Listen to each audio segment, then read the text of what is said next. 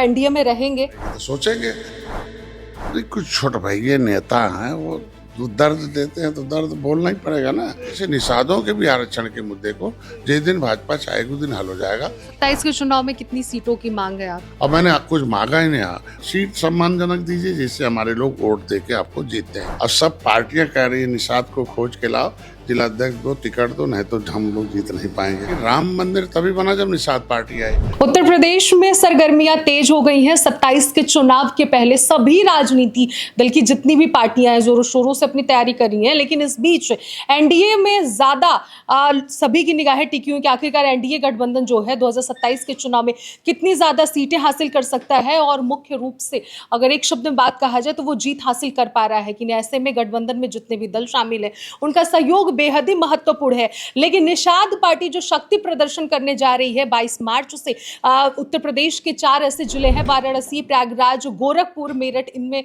सभी में वो रैली करेगी और इससे एक बड़ा मैसेज देगी देश की जनता को, खास करके उत्तर प्रदेश की जनता को, कि किस तरह से अपनी शक्ति का प्रदर्शन करना है। और निषाद पार्टी के राष्ट्रीय अध्यक्ष संजय निषाद खुद हमारे साथ मौजूद हैं। एक एक करके बारीकियों से बताएंगे कि क्या मैसेज वो देना चाहते हैं। और सवाल भी सर अब ये खड़े हो रहे हैं कि एनडीए गठबंधन से इसके पहले भी आपने कहा था कि अगर सहयोगी दलों का उन्हें सहयोग नहीं चाहिए तो फिर एनडीए छोड़ दे, हमें मुक्त कर दे। अब सवाल ये भी खड़े हो रहे हैं कि आप ये शक्ति प्रदर्शन करने जा रहे हैं, क्या एनडीए से अलग हटके ये शक्ति प्रदर्शन रहेगा सिर्फ निषाद पार्टी का, या फिर इससे बीजेपी को भी यानी कि एनडीए को भी फायदा मिलेगा? देखिए, अगर आदमी को बलवान और पहलवान बनना तो एक्सरसाइज तो करना पड़ेगा।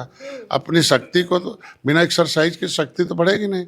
चुनाव जीतना है तो चुनाव रणनीति से जीती जाती है। तो रण मतलब होता है युद्ध, नीति मतलब होती है युद्ध जीतने की नीति। तो अगर युद्ध जीतने की नीति है तो जनता का समर्थन, संगठन की शक्ति होनी चाहिए, नेता उसका ताकतवर होना चाहिए, उसका नेता रणनीतिकार होना चाहिए, दाव पेच वाला होना चाहिए। तो अगर जनता तो समर्थन में है लेकिन संगठन नहीं रहेगा तो वोट कैसे पड़ेगा।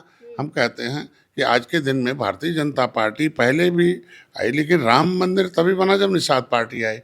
बड़े बड़े मुद्दे हल हुए तब आई। आज मोदी योगी हैं, पूरे प्रदेश देश के विकास आत्मनिर्भर बना रहे हैं। लेकिन उसमें हम लोग जीते जिस तरीके से त्रेता में भगवान राम चाहते तो अकेले भी, लेकिन भगवान राम ने निषाद राज को गले लगाया।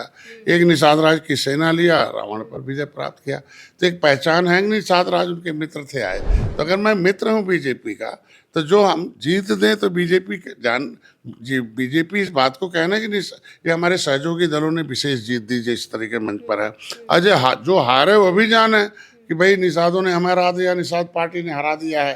तो कम से कम उनका बोली भाषा सही हो जाए कि ओटा मल्लावा कश्यप कारण ने कहा है कि यहाँ चिल्लाते हैं जो आके विधानसभा में। तो ये जीत तभी होगी जब हमारे पास संगठन होगा, जीत तभी होगी जब हमारा प्रदर्शन होगा, जीत तभी होगी जनता हमारे समर्थन में रहेगी। तो इनके मुद्दे को हल करने के लिए निषाद पार्टी बनी है।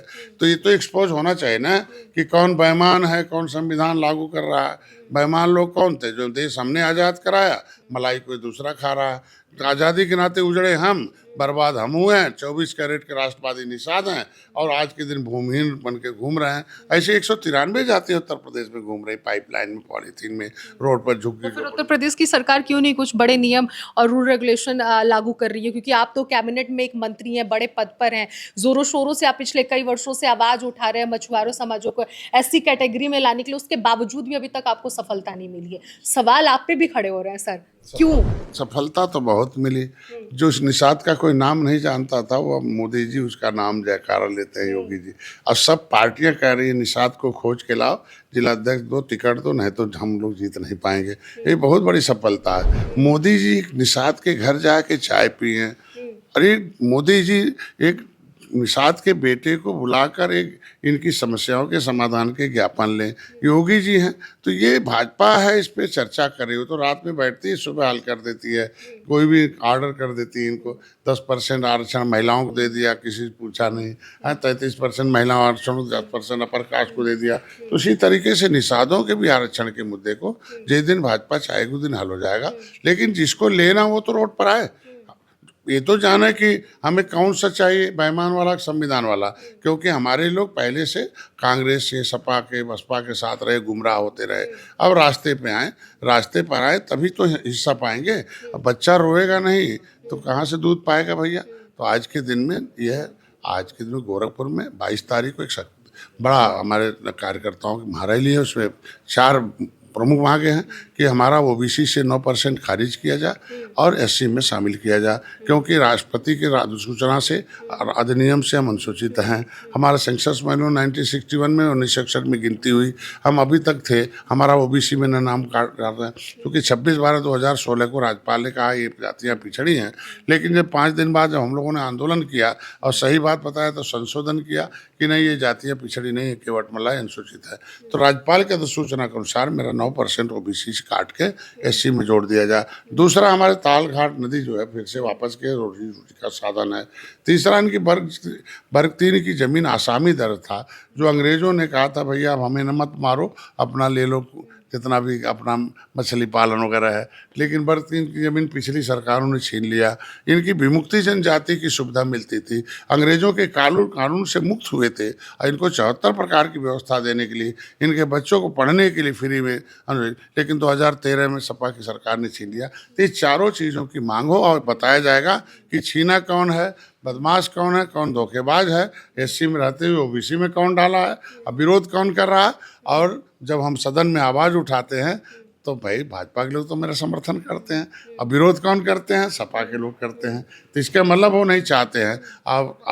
अब समझ तो आने वाले वक्त में ये कहा जा सकता है मंत्री जी की बीजेपी की सरकार रहते हुए एससी कैटेगरी में शामिल किया गया, जिसको आप लगातार कितने टाइम से देखिए भाई, माननीय मुख्यमंत्री जी पहले से ही इस मुद्दे को सदन में उठाते रहे कि निषाद अनुसूचित जाति में है और सपा जो है और कांग्रेस इसके साथ अन्याय कर रही है। आप खुद वो मुख्यमंत्री हैं। भारतीय जनता पार्टी के मछुआ विजन के एजेंडे में है। आज दिल्ली में अनुसूचित में है, जमुना उस पार पिछड़ी में है।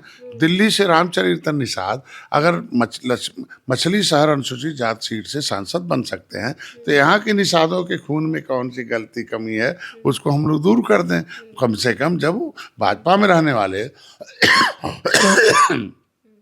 जो है रामचरित्र निषाद सांसद हो सकते उत्तर प्रदेश से, तो यहाँ के इस मिट्टी के बेटे क्यों नहीं सांसद विधायक हो सकते हैं। इसलिए भारतीय जनता पार्टी का मुद्दा था, एजेंडा था, हम लोग उसको लागू कराने के लिए आए। 27 के चुनाव में कितनी सीटों की मांग है आपकी? हम लोग देखो, हम मांगते तो है नहीं, हम लोग तो जीत ये इतना देते भैया, इतने पर हमारा निषाद पार्टी खड़ी और बड़ी है, इतना हम आपको जीत दे रहे हैं और आप सीट सम्मानजनक दीजिए जिससे हमारे लोग वोट दे के आपको जीतते हैं।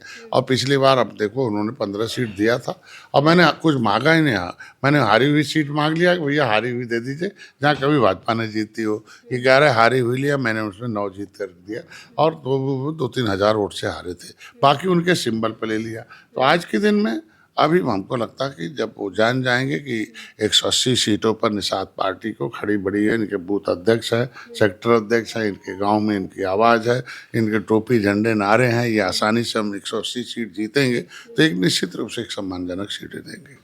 एक सम्मानजनक सीटों की बात आप कर रहे हैं, पिछली बार जो आपको सीटें मिली और फिर इस बार जिन सीटों की आप उम्मीद कर रहे हैं, ये आने वाले वक्त में पता चलेगा। लेकिन जो ये शक्ति प्रदर्शन आप कर रहे हैं, जिसके माध्यम से आप एक बहुत बड़ा संदेश देना चाहते हैं, आपको लग रहा है कि वो जितना भी आप संदेश देंगे वो इस बार सफल होने वाला है? निश्चित रूप से जब से मैं आया हूँ तब से निषाद रोड पर आना शुरू किया है और जो समाज रोड पर अपनी आवाज़ उठाता है। देखिए, हमने 2 प्रोग्राम बनाए, educated person about the politics. राजनीति एक अभिभावक है, जनता के पैसे जनता के भविष्य, इसलिए पढ़े लिखे लोग जाने कि राजनीति राजा बनाने की नीति है। तुम्हारे पुरखे राजा थे, देश को आज़ादी के नाते उजड़े हुए हैं, फिर राजनीति में आओ, तुम्हें अवसर प्रदान किया गया, तुम्हारे पुरखे लायक थे जो संविधान में लिखवा दिया, फिर हमें लायक बनना पड़ेगा। कुछ नासमझ होने के नाते ये माना जा सकता है कि नासमझ होने के नाते इन लोगों ने हमारा छील के ओबीसी में डाल दिया। हम कह रहे फिर लायक बनना पड़ेगा। लेदरमैन लायक है तो लागू है, वाशरमैन लायक है तो लागू है, तो इधर फिशरमैन को भी लायक बनना पड़ेगा, चुनाव जीतने लायक बनना पड़ेगा। क्योंकि देखिए, संविधान सरकार लागू कराती है, सरकार पार्टी चलाती है और पार्टी कार्यकर्ता चलाते हैं। पार्टी पर टोपी, झंडा, नारा, पार्टी, चुनाव चिन्ह और नारा होता है, नेता होता है। ये 5 हथियार लेदरमैन ने बनाया। देखो आज संविधान में लायक हो गए, मिल गया। यही 5 चीज़ें मिल्कमैन ने बनाया, तो आज लेदरमैन को भी 5 हथियार चाहिए, पार्टी, नेता, नारा, चुनाव चिन्ह। तो ये 5 हथियार चलाने के लिए उनके पास सेना चाहिए ना, और सेना ऐसा होना चाहिए जो ट्रेंड हो, जो आवे, कम से कम समझदार सेना हो। तो समझदार सेना वही होगा जो अपने अधिकारों के लिए बाहर आएगा, अपने लोगों को लेके आएगा, और जिसके लिए वो काम करता है वो भी तो आएगा। तो इसलिए वो जब आएंगे कि भाई हमारा हिस्सा बनता है, हमने वोट दिया है, ये बेईमान लोग हैं, इन्हें हटाया जा, मोदी योगी को फिर लाया जा। मोदी ने योगी ने 10% महिलाओं को दे, 33% महिलाओं का दे दिया, 10% अपर कास्ट का दे दिया। तो मेरा तो 80 में बना, पहले से संविधान में लिखा हुआ, राष्ट्रपति ने लिख रखा है, संवैधानिक रूप से है। ये बेईमानों ने लिख दिया ये कि निषाद के वोट मल्ला है पिछड़ी, अभी बन के बच्चे खाए खिचड़ी, इनके कुछ न उखड़ी। तो जब मैंने आंदोलन किया तो अब लिख दिया राज्यपाल ने कि अभी नहीं है पिछड़ी, अनुसूचित जाति का हकदार है, तो मेरा 9% ओबीसी से काटा जाए, एससी में जोड़ा जाए। लेकिन जिसको ये लाभ चाहिए उसे तो आप बाहर आना पड़ेगा ना। रोगी हो, हम लोग डॉक्टर हैं, डॉक्टर खाली दवाई लिखेगा, रास्ता बताएगा, रोग बताएगा, परहेज बताएगा, और दवाई खाएं। जैसे कांसी राम ने बता दिया, रोग बता दिया, जान गए, दवाई खा लिया, परहेज कर लिया। देखो आज हीरो तो वही काम मैं भी कर रहा हूँ, और आएंगे लाखों लोग आएंगे गोरखपुर में। उसके बाद गोरखपुर से ही क्यों शुरुआत हो रही है? खबर ये भी है कि मुख्यमंत्री योगी आदित्यनाथ का वो गढ़ है, वहीं से आप इस शक्ति प्रदर्शन की शुरुआत कर रहे हैं। इसके पीछे का भी कोई स्ट्रैटेजी है, यानी कोई रणनीति है, या फिर क्या है? वहाँ रामगढ़ ताल है, गढ़ है वो। रामगढ़ रामग्राम निषादों की राजधानी कोलियों की है। ऋषि राजा राम वहाँ राजा थे, उनके 2 बेटे अंजन निषाद थे और सिंघाणु निषाद थे।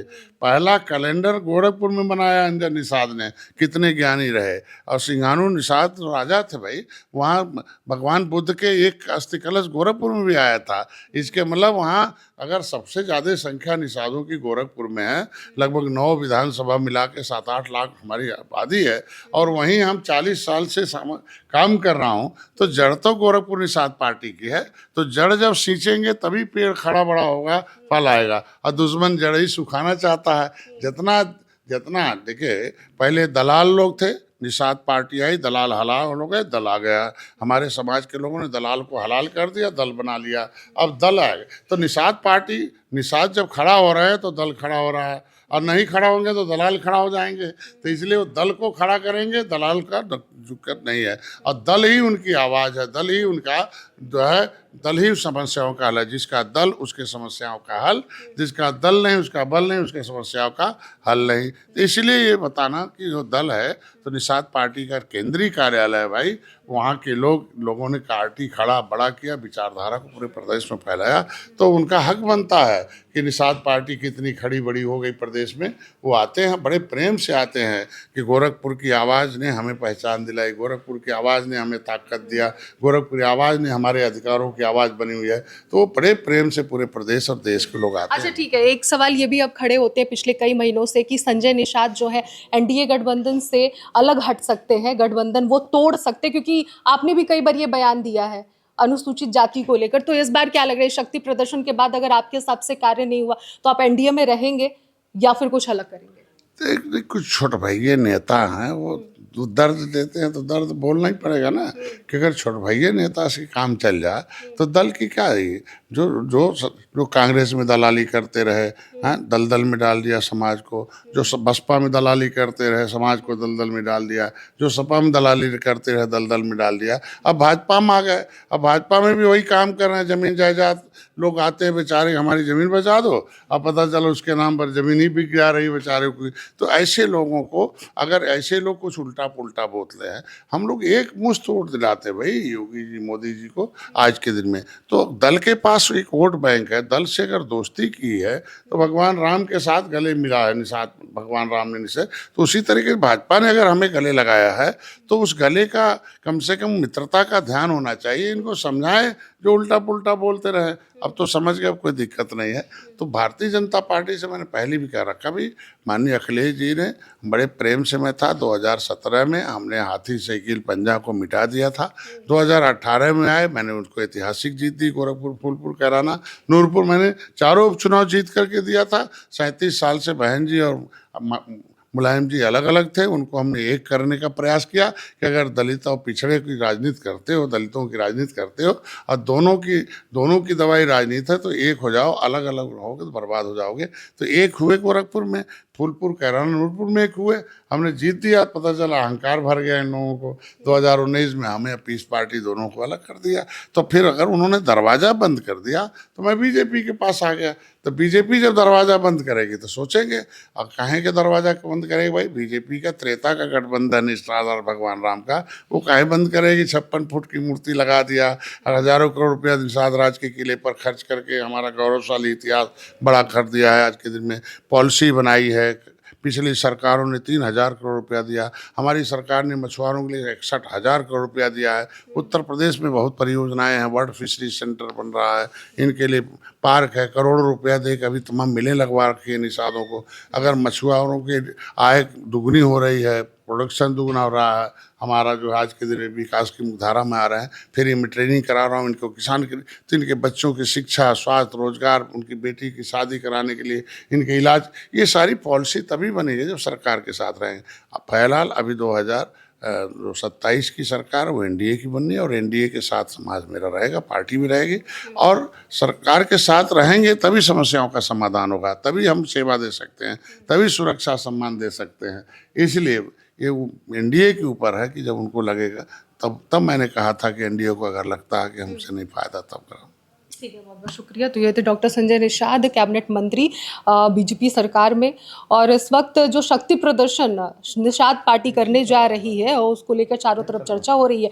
अब देखना ये होगा कि निषाद पार्टी की जो मांग है उस शक्ति प्रदर्शन के अनुसार वो पूरी होती है कि नहीं होती है, और एनडीए में निषाद पार्टी रहती है कि नहीं। इस सवाल पर डॉक्टर संजय निषाद ने साफ साफ शब्दों में जवाब दिया कि वो रहेंगे। अब 2027 के चुनाव में एनडीए जीतती है और निषाद पार्टी की क्या भूमिका होती है, इस पर सभी की निगाहें रहेंगी। कैमरा पर्सन अभिषेक के साथ आनंदा मिश्रा, ब्रेकिंग ट्यूब, लखनऊ।